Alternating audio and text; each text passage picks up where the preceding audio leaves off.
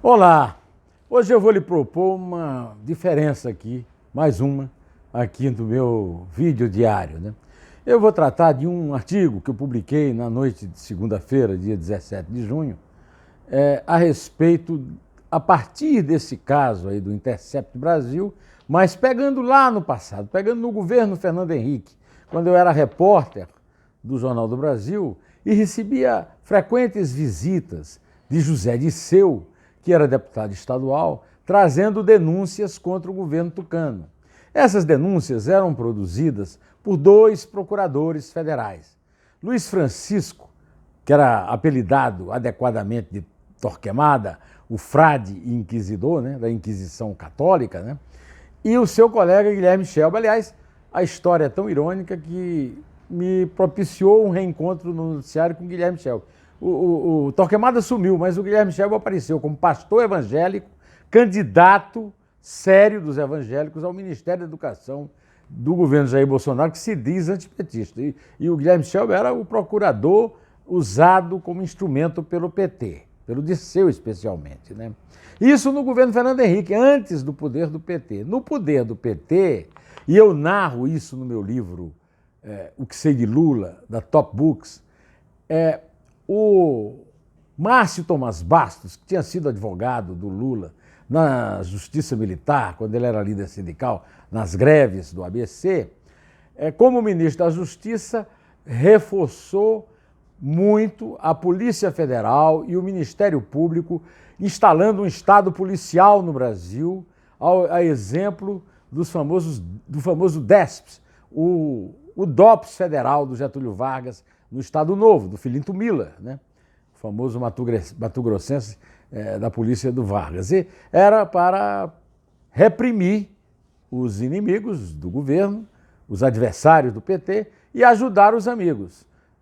Nessa cruzada do Márcio Tomás, por exemplo, é que se evitou a Operação Castelo de Areia, que trazia algo semelhante à Lava Jato, só que em relação a Camargo Corrêa, que era a grande empreiteira da época, mas isso foi derrubado no Superior Tribunal de Justiça, porque a turma lá achou que não podia basear uma denúncia daquele tamanho numa denúncia anônima. Até a Wikipédia registra que isso aí contrariou 33 jurisprudências do Supremo. Contrariou a política adotada nos Estados Unidos há muito tempo, da Practice Corruption Foreign, né, práticas corruptas no exterior, e, no entanto, quando o Ministério Público recorreu ao Supremo Tribunal Federal, o juiz Luiz Roberto Barroso, ele mesmo, negou. E Castelo de Areia morreu, depois veio a Lava Jato. A Lava Jato não teria existido se a Camargo Corrêa tivesse respondido à punição no caso da Castelo de Areia. Esse é um exemplo do Estado policial do PT, que foi descrito magistralmente no livro do delegado Romeu Tuma Júnior, chamado Assassinatos de Reputação, Crime de Estado, também da Top Books, como o meu livro. Pois bem, essa Operação Castelo de Areia é de 2009 e não deixou rastros, né? Pois bem, eu falei também no meu artigo sobre algumas estranhezas, no caso da Intercept Brasil, dos recados no Telegram do Moro, do Dallagnol, dos outros procuradores da Lava Jato e do desembargador Abel Gomes, da juíza Gabriela Hart, do procurador Rodrigo Janot e outros, né?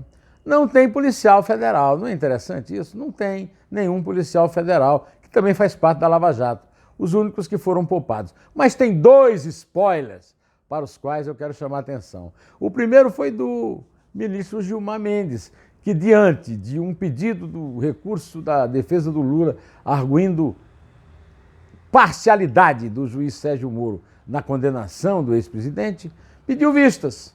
E agora, não mais do que agora, ele devolveu para julgamento, vai no dia 25, a ser julgado na segunda turma. A Carmen Lúcia e o Fachin já deram seu voto a favor. É muito provável que Ricardo Lewandowski e Gilmar Mendes aliás, a favor, o Lewandowski e o Gilmar Mendes, a Carmen Lúcia e o Fachin contra, e fica na dependência do ministro Celso de Mello. Olha, é muito suspeito um spoiler desse, né? O ministro pedir vista e soltar na hora que sai o pretenso escândalo, né?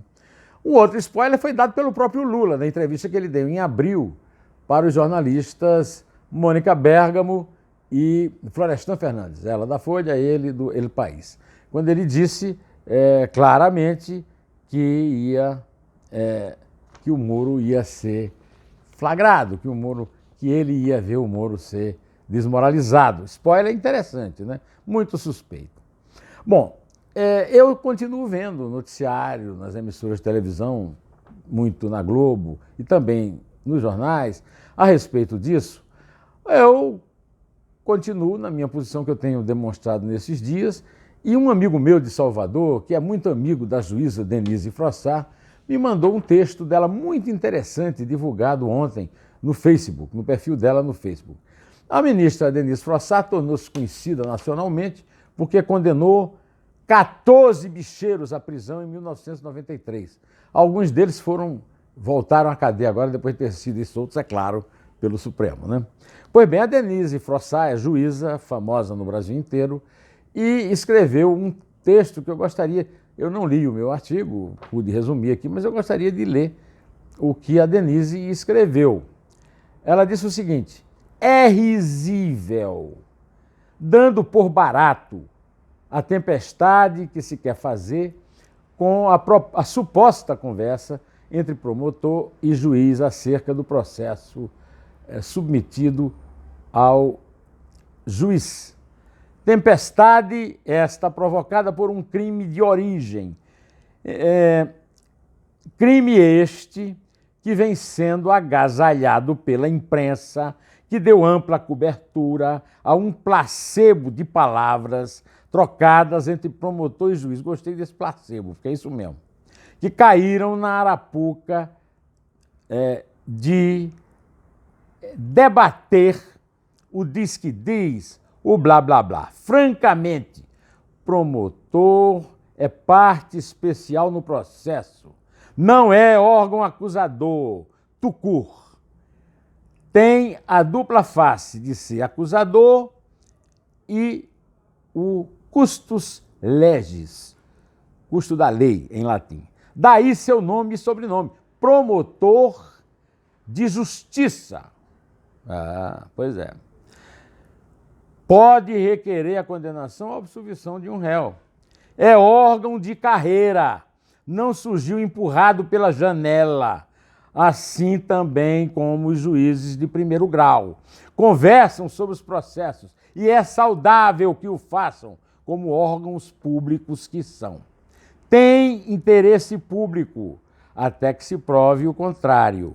E quando eu digo órgão, refiro-me à teoria organicista, segundo a qual, de forma bem simples, cada órgão tem a sua convicção com base na lei e não pode ser forçado a rever sua posição acerca de questões jurídicas a ele deduzidas. Mas debatem suas teses. Sob minha presidência, ela depois, enquanto magistrada, passaram os casos criminais mais famosos do Rio, nas décadas de 80 e 90. Eu conversava com os promotores? Claro que sim!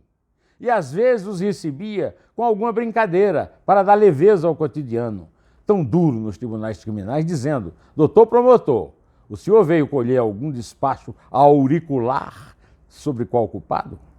Do outro modo, com alguns advogados que vinham despachar comigo no gabinete, sempre respeitosos. Eu devolvia na mesma brincadeira: doutor, o senhor veio tentar colher um despacho auricular sobre qual inocente? Qual o problema? Que tais vezes eu disse ao promotor que ele fosse buscar as provas porque eu não aceitava pastinha de recorte de jornais. A conversa entre os atores de um julgamento flui, não ficam mudos quando se encontram. Agora, outra coisa é um juiz ser suspeito porque é inimigo capital ou amigo íntimo de um réu. Aí sim, há uma suspeição inicial. Me digam, Moro e os promotores eram conhecidos dos réus anteriormente? Há algum fato a indicar o interesse de um ou dos outros na condenação dos envolvidos ou na absolvição deles? Então, a quem interessa o badernaço? Grande Denise Frossard. Hoje no Globo saiu um artigo mostrando outro tipo de suspeição.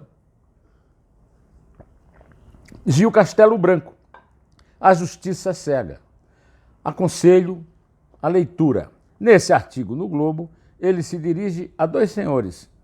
Ele se dirige a vários senhores, especialmente quero chamar a atenção para dois, Gilmar Mendes e Dias Toffoli, mostrando as verdadeiras suspeições sobre julgamentos que eles nunca se recusaram a fazer. E no fim, o Gil Castelo Branco lembra tudo que a Lava Jato fez no combate à corrupção no Brasil. Em 5 anos, 285 condenações, 600 réus, mais de 3 mil anos de penas e o ressarcimento de 13 bilhões de reais, o que é pouco, pelo que ainda pode vir. Preciso argumentar alguma coisa? Preciso? Acho que não, né? Pois é, acabou. Direto ao assunto, só a verdade nos salvará.